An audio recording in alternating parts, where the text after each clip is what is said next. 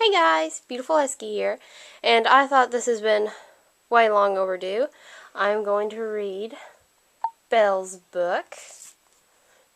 It's called Belle's Big Move, and let me get her turned on here.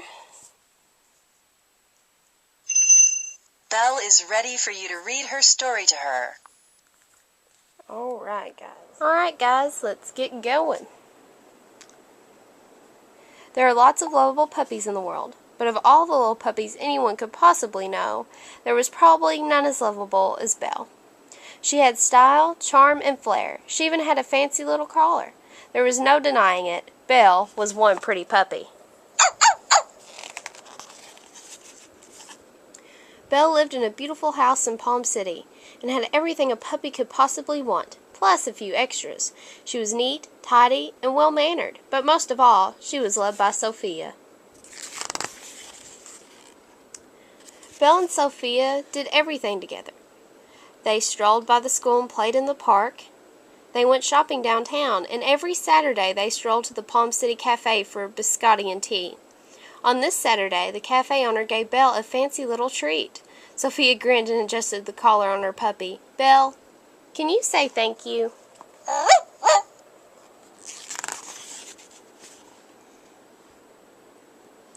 Oh, I had to point that out. There's a husky. Just had to point that out. As soon as they finished at the cafe, it was time for the puppy salon. This was Belle's favorite place. "Up you go, Belle," Sophia said, lifting her onto the table. "It's time to get beautiful."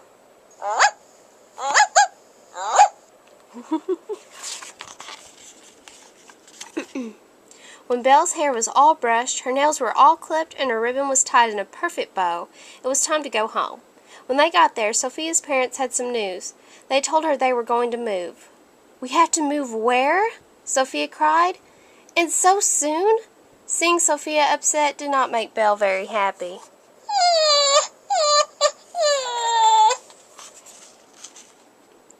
Saying goodbye to their friends was even harder than Sophia had imagined.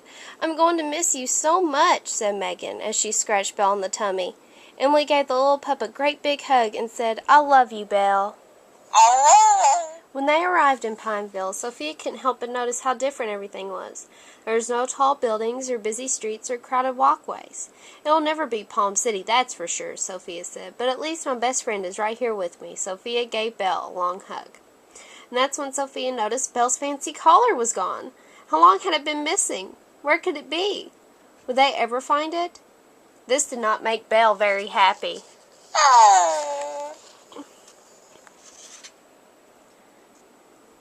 Suddenly Belle heard a jingling sound.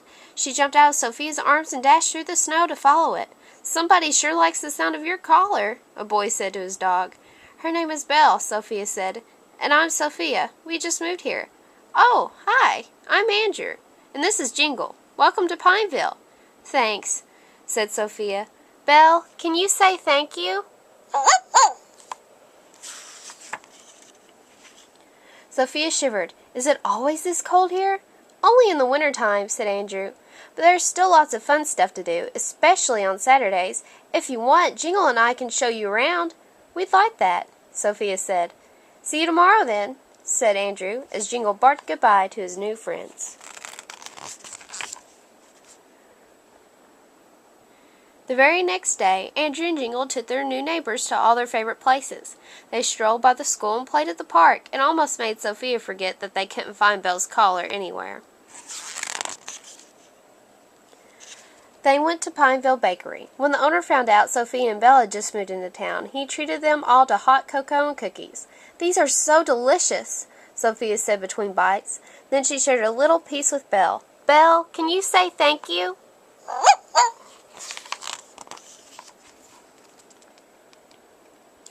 As soon as they finished at the bakery, Andrew led the way to the pet shop, where Sophia and Belle met Jingle's groomer.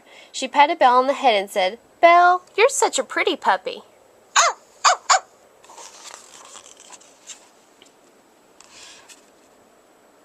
"A pretty girl like you should have a pretty collar," said the groomer. "We just got some new ones in this morning. Should we get one?" Sophia asked. "They are very pretty." Jingle pawed at one with a shining bell, just like his. It was perfect. That night in their new bed, Belle's collar rang sweetly as Sophia talked about all the good things that happened that day. The new places, the new collar, but they both agreed the best part of all was making new friends. And that made Belle smile. And that is the end. So cute, wasn't it? There she is there. So very cute. I loved it. Very good little book. Very good. Then just turn her off. And then next up, guys, I will read. It's a Jingle and Bell book. It says Jingle and Bell's Christmas Star.